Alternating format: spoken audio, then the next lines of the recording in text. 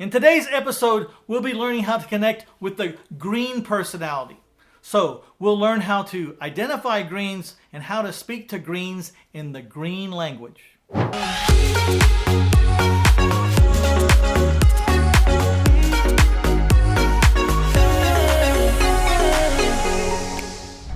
To connect fast and quick, we need to identify the personality type of the person that you're talking to. There's generally about 4 types: the red, the green, the yellow, and the blue. Today we're talking about the green personality type. What motivates a green personality? What makes a green a green? And how do you form a relationship quickly and effectively with a green personality? That's what we're going to talk about today, starting right now. So what is the core motivation of a green? Well, their core motivation is peace. They want everything to be calm, in line, no fighting, no disagreements. They want everything to be smooth. They need their own space and they need to move at their own pace. Don't push greens. Greens need to be respected and feel good inside. This has a lot to do with you limiting the amount of friction they have to go through to get where you both want to go. You need to be the buffer for the green. You need to absorb all the friction. If there's dismay or discord, leave them out of it. You go try to solve it the best you can without them.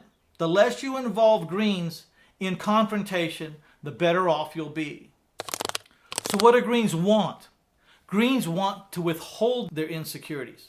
They also want contentment and kindness. They want everything calm, easy, agreeable. And last but not least, they want to be independent. They may not be independent, but they want to be perceived as independent because they perceive themselves as independent. So make them feel independent, whether they are or they aren't. So what makes a green a green?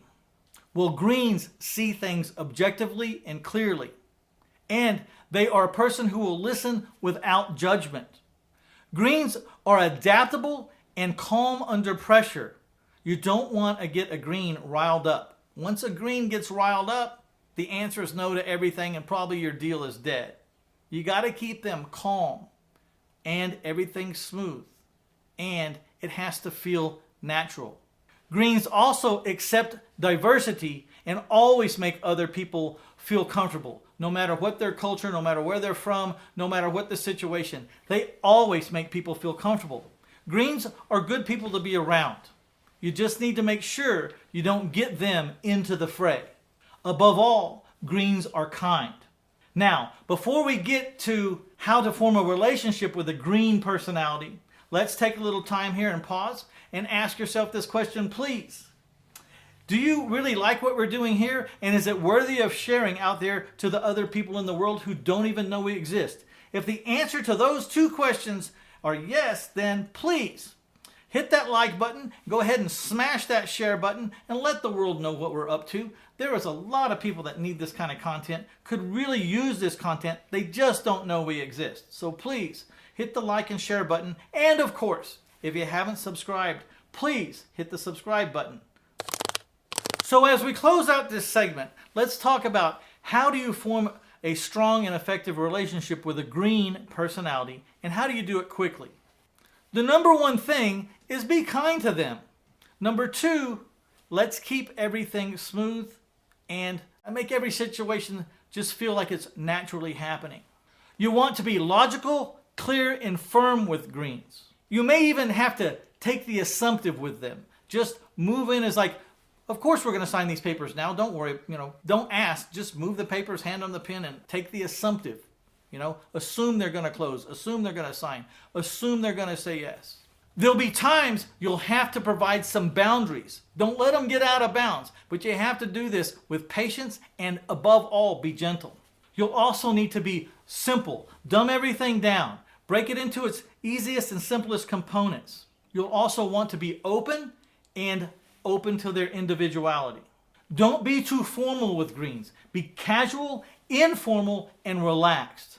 Your ability to listen with greens will go a long way, but you're going to have to watch for some non-verbal clues. Watch their body language. Greens don't always say what they're thinking. You got to watch what their body's telling you. And if you have a choice between what they're saying and what their body language is saying, choose the body language over their physical words.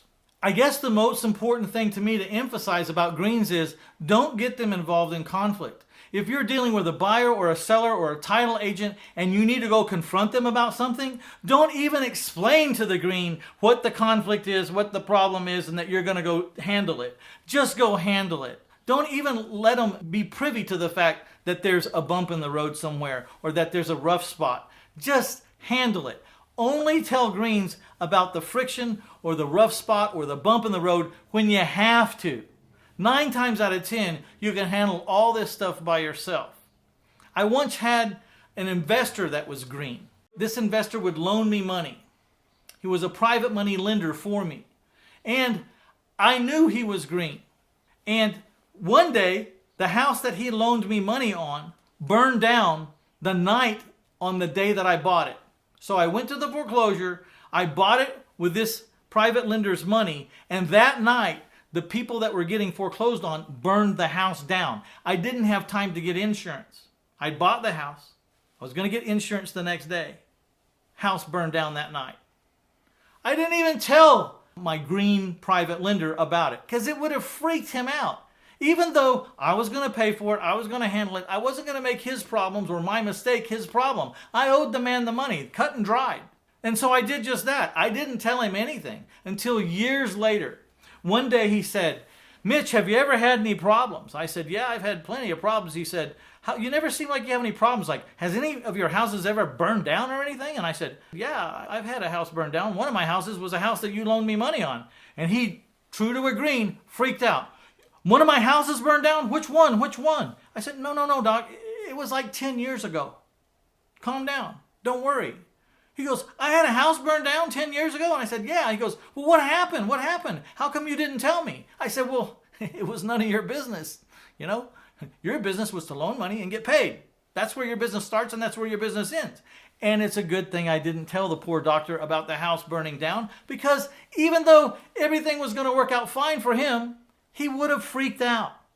And he may have even stopped loaning me money in the future because of that stress, even though it was unwarranted stress. So the doctor says, "So you lost money on that house?" I said, "Look, I don't remember which house it was because it was so long ago, but I do remember I had paid $38,000 for the house."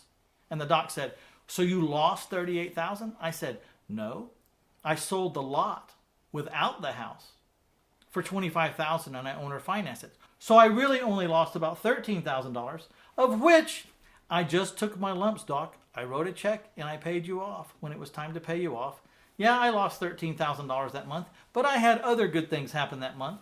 So remember, keep greens out of the difficult conversations or the ugly conversations when at all possible. All right, this concludes our episode and the discussion of how to connect with the green personality.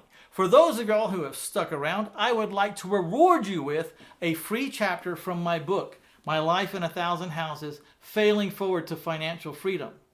In this chapter called The Moat Theory, M-O-A-T, like a moat around a castle, in this chapter, I will show you how I put together a path that included failure as part of the plan.